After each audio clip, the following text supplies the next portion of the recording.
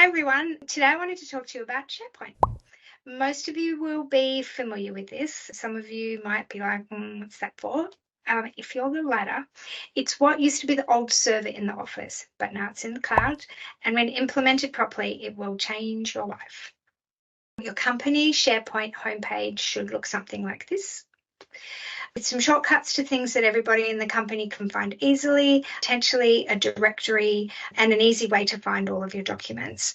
Some of our customers even take full advantage of this intranet to add staff updates, news items, and even Power BI reporting from your database or other company sources. Your company directory should have a nice, simple layout with security linked to your Active Directory so that as new users are added to the company, they only see what's available to them. It can also be synced to your computer so that you can easily access your files from Finder on the Mac or Explorer or Windows on your computer. SharePoint has a pretty high level of security, so it's easy to manage and maintain who you're sharing your documents with.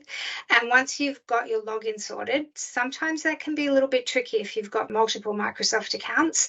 Just make sure that you logged into the right user up there. Once you're in the right account, sharing and collaborating is super easy.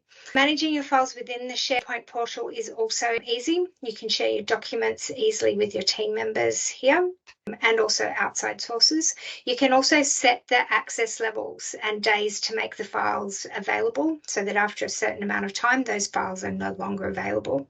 The three little dots here have lots of other things that can help you manage your files across the SharePoint site. Over the next few weeks, I'll share with you some of the other tips and tricks and some of the pitfalls, some of the things that we get quite often feedback. So look forward to those tips and tricks coming up soon. Otherwise, that's it for this week. Thank you. Have a great week, everyone. Bye.